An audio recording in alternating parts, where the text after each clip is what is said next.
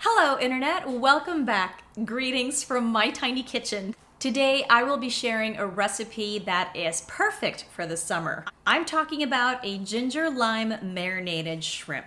I will be pairing this dish with a brown butter sage noodle dish that I think will just go so perfectly together. Have the citrusy, robust flavors of the ginger lime grilled shrimp, and then you have sort of the earthy, nutty flavor of the noodles that's cooked in brown butter sage, which of course will also have those crunchy little bits of fried sage leaves. This is a very easy dish to make, but there are steps involved. However, I will be putting up the complete recipe and directions on the Tiny Kitchen blog very soon, so don't worry about it. I don't know how you guys like to prep or present your shrimps or how you're used to eating them, but I grew up in Southeast Asia and we were okay with eating shrimp in its shell and all. In fact, it was a rite of passage to learn how to suck shrimp heads because the flavor is all in there. The fat, the shrimp brains, so good. You gotta make sure you devein that shrimp because you need to take that poop chute out. Here's something you might wanna consider when you're preparing your shrimp. So what I like to do is, I just cut these off and the very tip right there. So let me go ahead and do that. Let me show you guys. Can't really show you. I don't have a camera team anymore. So I do these videos by myself and on my own, and I just gotta make do. But my husband's really sweet because he bought me a better ring light, a bigger ring light, and a better microphone. Okay, so now that I've trimmed it, it's gonna look like this. It's a little more blunt. And then I just take the shrimp out of its shell, you're gonna take out the first segment of that exoskeleton very carefully so that the head doesn't come off. You want to keep that head on. See that orange part?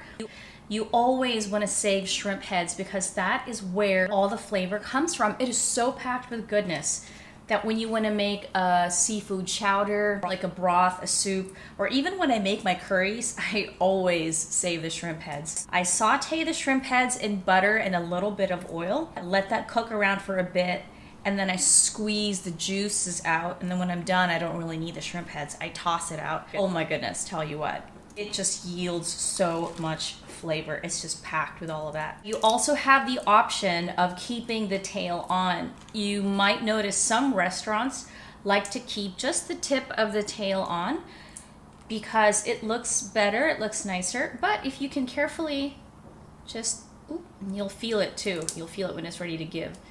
You can carefully slip that out so that even when you take out the tail, the flesh of the tail is still actually there. I'm gonna show you how to devein a shrimp. I just use this. This is actually, I think technically this is a cheese knife. It's from my knife collection that my husband got me because he thought it was pretty and he thought I would like it. So you just take the shrimp and you cut, I forgot a bit of that shell, okay. And then you just cut alongside the back of it. Let me see if I can show you. I don't know if I can do this in reverse. You just cut along the entire spine of the shrimp, and you see that? That is the vein or the poop chute. So you want to make sure you take that out because really you don't want to be serving that to your guests. So I'm just going to be doing all of these shrimps. I'm going to be deveining all of them, cleaning them up, rinsing it out. And then I'm going to let it sit in my marinade for maybe 20 minutes at room temperature. That way it really soaks it all up. And then I'm going to be tossing these babies on the grill for dinner tonight.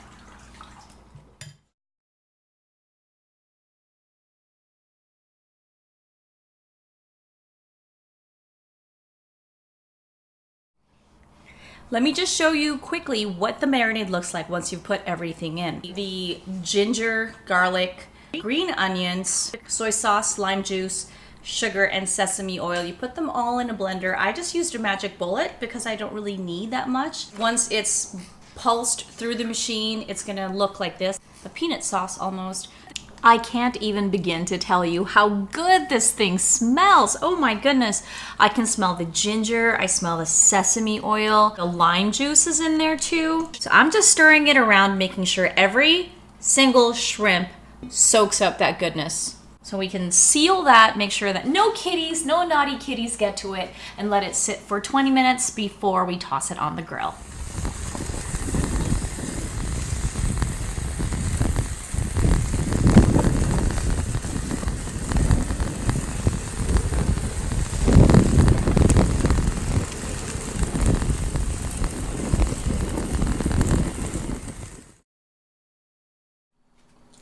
I've decided to pair my grilled shrimp with a browned butter sage sauce, and I'll be using these noodles. These things are fantastic. My husband and I swear by this. You can order these from Amazon. They have a spaghetti style, and they also have better than rice, which is amazing. I'm all praises about Kerrygold. This is the only butter we use in this household. And I'm gonna be using half a cup of this in my skillet. Okay, so we're just gonna melt this butter. We're medium heat. And that butter should start to foam. If you've never worked with sage before, it's a very potent aromatic herb. I love the smell of this. I just harvested these leaves from my herb garden outside, and I'm gonna be using all of these. Once most of the butter has melted, that's when you drop in your sage. This needs to be on medium heat. Otherwise, you're gonna burn the butter too fast, too quickly. It's gonna taste really bitter before you even get the sage cooked. When you open them and get them out of the packaging, it has a really funky smell that you're just not gonna like. All you have to do is rinse it out or soak it in cold salt water for maybe 5 minutes, and then rinse it out, and that should solve the problem. I've made Korean beef noodles, I've made beef stroganoff, I've made curried noodles, even rice. I've made chicken Alfredo. It's only 15 calories per serving. Each packet has 2 servings in it. So after I've washed and drained them, this is what they look like. See? The consistency really is like ramen. It's really good. Doesn't smell anymore. So I'm taking out the sage. Then I just add the noodles. And you want to just stir it around. Stir it around the butter. And it's simple as that. My tummy is filled, I have zero guilt, and I am ready to enjoy the rest of my summer evening. I hope you guys enjoy this recipe. Give it a try and let me know what you think. I'll catch you guys again very soon. Bye!